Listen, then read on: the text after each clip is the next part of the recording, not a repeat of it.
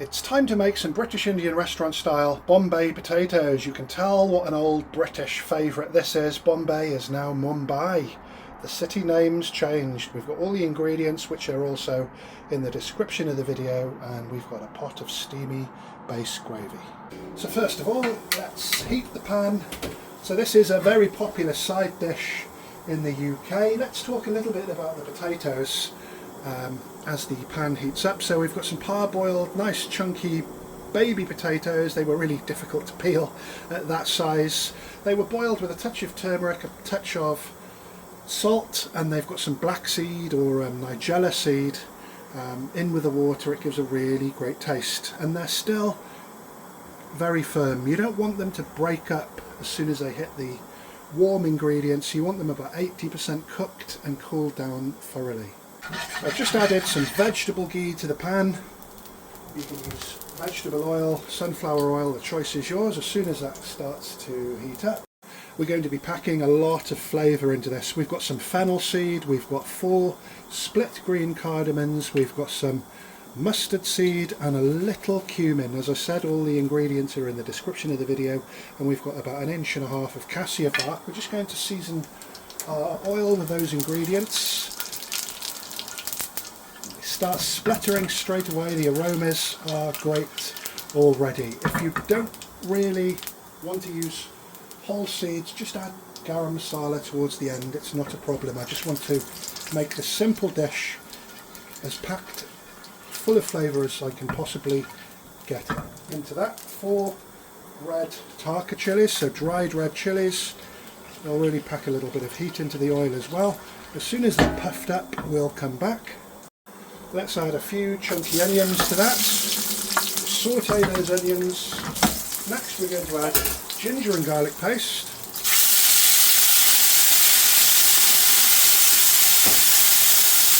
Some chopped ginger and garlic.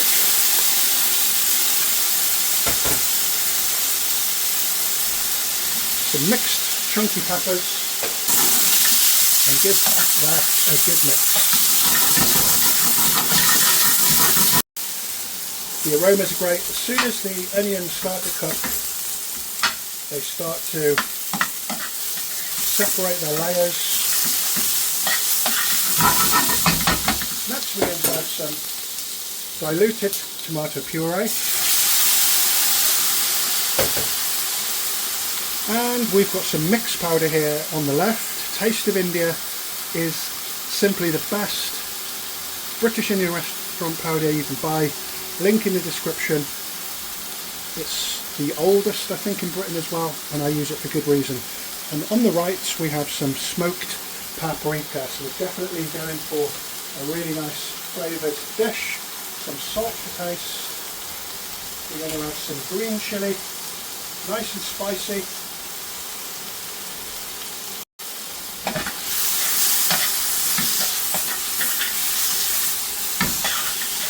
If you're using whole spices, you can take the cassia out after, not a problem. So we just want that to get nicely charred.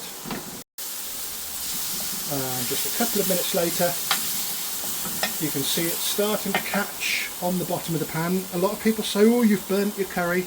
That's the way to do it. You'll see that scrape off later. Added flavour. So give your potatoes a good stir.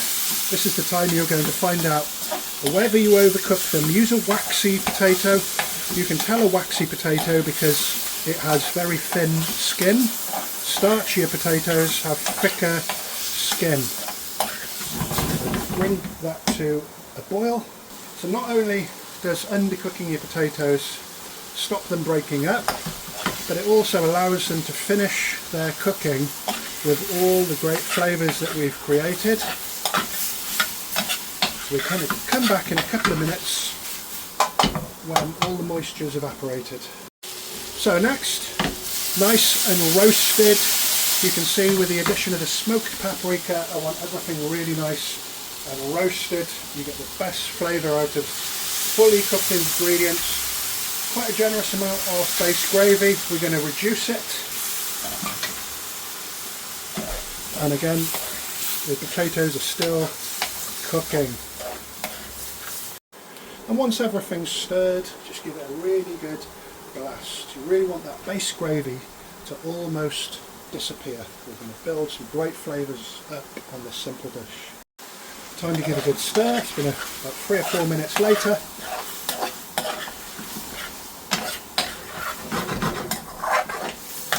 This is going to give about 3 or 4 portions of a side, or perhaps if you're a vegetarian, 2 generous mains. So that's been another few minutes, and it's time to add some more base gravy. Finish the rest off. All the quantities are in the description of the video, and the potatoes are about 95% cooked now, so this is the final instalment. We're just going to reduce the base gravy once again. So that's come to a good temperature. Next we've got some full fat Greek yogurt here.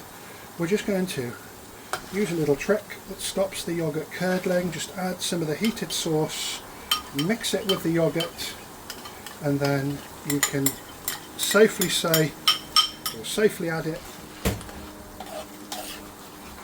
to the dish without it splitting or curdling. So that will really give a nice flavour with the potatoes.